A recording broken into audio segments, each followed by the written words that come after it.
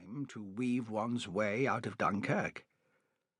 Presumably, there had been roads between the rubble heaps, and undoubtedly, before the Holocaust, they'd led somewhere.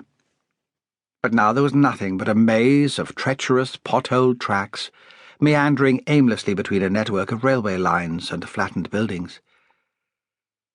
After a bit, utterly flummoxed, Bill braked up and studied his map.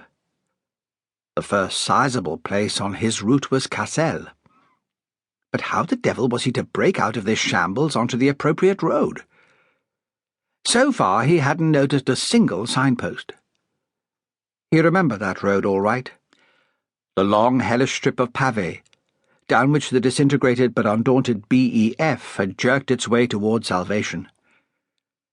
Sitting in his pre-war but still serviceable Stanmobile 10, something of the desperate hopelessness of that nightmare returned to haunt him. The scars of memory never really healed, he thought. There was a screech of brakes, and a small black Sport slithered to a stop beside him. A head thrust itself out beneath the hood. Pardon, monsieur, à Cassel?" Bill, no linguist himself, was swift to recognize a fellow sufferer. He chuckled. "Don't ask me. I'm heading for the same road. Not a damn signpost anywhere." "English, eh? Got a map?" "Sure," said Bill. "Same here. Let's take a look at the darn thing and our headlamps." Bill glanced at the man who joined him on the road. Tall, athletic, aquiline features, something decisive in speech and movement that marked him down as a man of action. A reliable fellow in a tight corner, he thought. His companion, hatless, in belted raincoat, a muffler slung round his neck, was far younger, though equally well built. He seemed to treat the elder man with the respect that was due from a subordinate to a superior.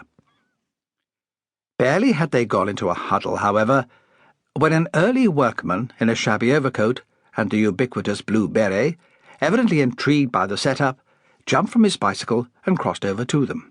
"Est-ce que je vous aide, messieurs?"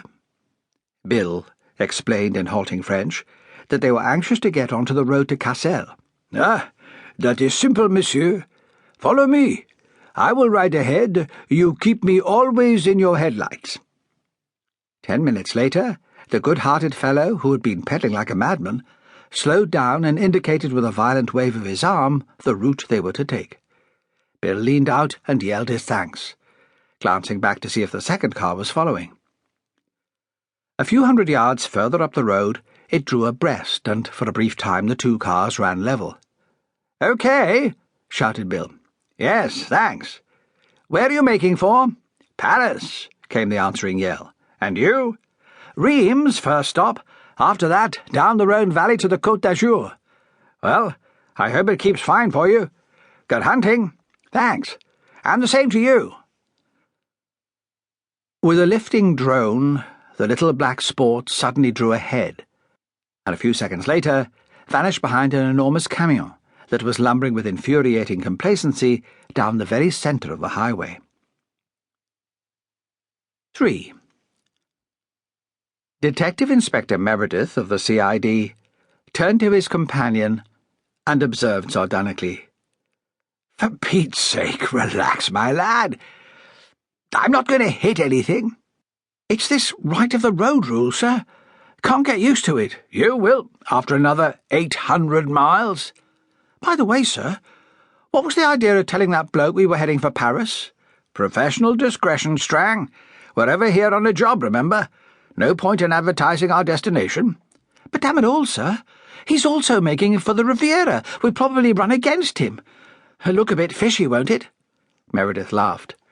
"There's about 50 miles of that gilded coastline, Strang. Devil of a coincidence if we did meet again. In any case, I doubt if he'd recognise us." "Decent sort of bloke, sir. Useful in a rugger scrum, eh? I wager I'd recognise him in a Derby Day crowd." "You'd be out on your ear if you couldn't," retorted Meredith bluntly. "Don't forget, you've been trained to observe. I may be wrong, but I've an idea that you've more than an average eye for faces. That's why the AC let you off the leash." "Thanks, sir. But I wish the deuce you'd—" Meredith broke in.